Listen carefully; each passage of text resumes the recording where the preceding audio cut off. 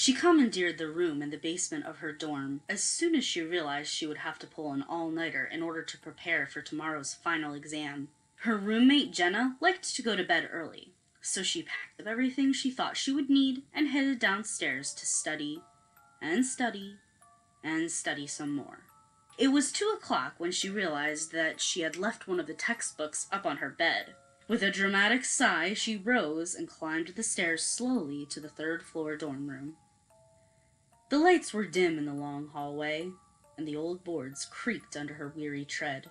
She reached her room and turned the handle as softly as she could. She pushed open the door, just enough to slip inside so that the light wouldn't bother her roommate. The room was filled with a strange, metallic smell. She frowned a bit as her arms broke out into chills. There was a strange feeling of malice in the room, as if a malevolent gaze were set upon her. It was a mind trick, though, she thought.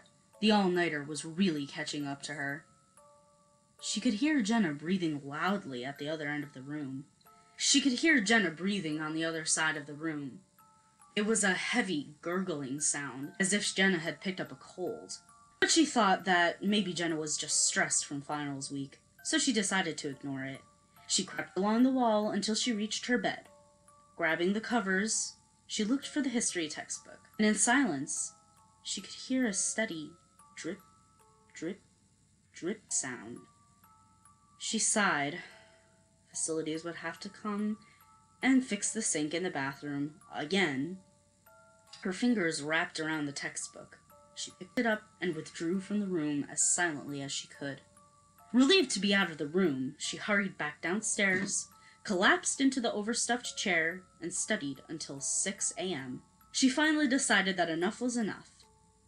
If she went upstairs now and went to bed, she could get a couple hours of sleep before the final exam. The first of the sun's rays were beaming through the windows as she slowly slid the door open, hoping not to wake Jenna. Her nose was met by that same earthy metallic smell as before, and her eyes registered the scene in her dorm room. Jenna was spread-eagled on top of her bed at the far wall. Her throat had been cut from ear to ear, and her nightdress was stained down the front with blood.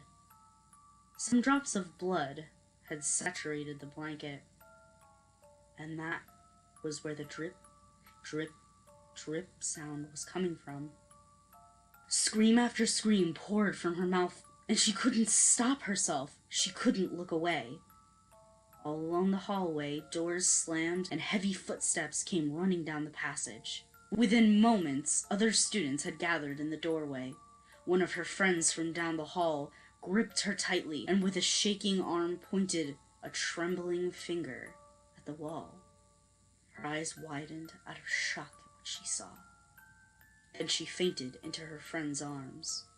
On the wall above her bed, written in her roommate's blood, were the words, "Aren't you glad you didn't turn on the light?" Hi, 207, it's Miss Viola Swamp. Thanks for listening, commenting, and subscribing.